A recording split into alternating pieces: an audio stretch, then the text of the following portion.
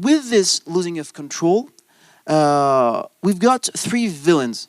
You know, you always have to have three. You know, it's the first thing that I'm giving you today. When you tell a story, three is always good. That's the reason why I've got three guys here. And the first villain is narration.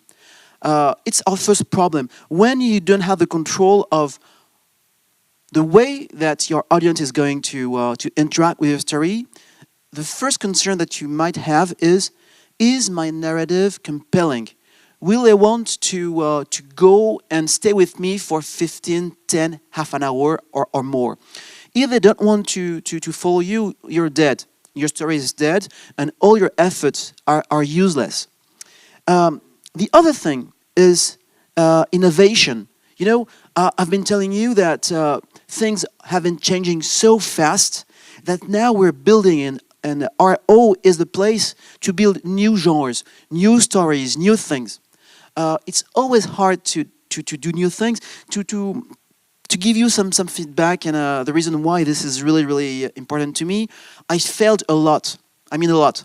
I think that I've released the video game that had the worst ranking in the history of video games. It was called Amy for PSN.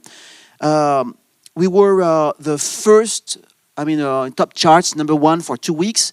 And at the same time, we had zeros on 7 magazines. It was horrible. It was very innovative. Then I worked on something called Altmind. Altmind was described by the press as the most ambitious and innovative transmedia to date. And it was very innovative. It was a huge failure. When you build something new, failing is okay sometimes it's not okay, but it can happen.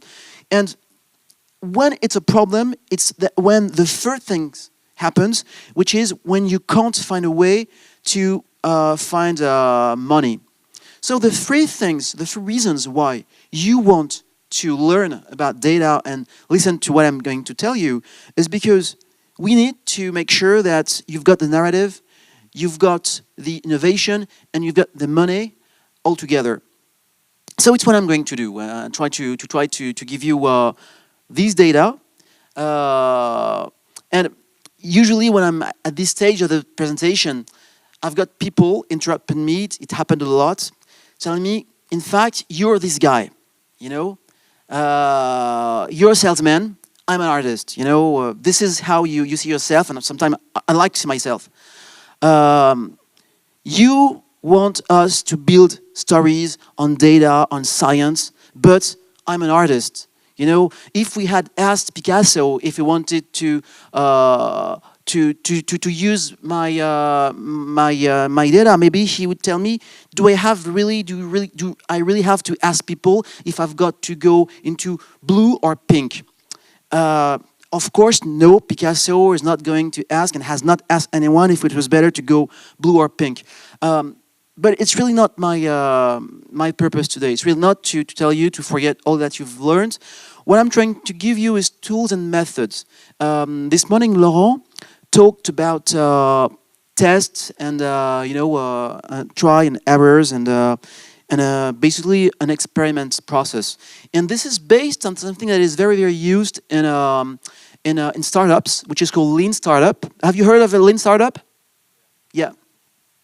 So Lean Startup is a method that is not perfect, but I really encourage you heavily to buy the book and read it.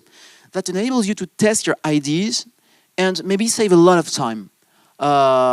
It's not going to replace your gut or your feelings or your training or your skills, but it might help you a lot.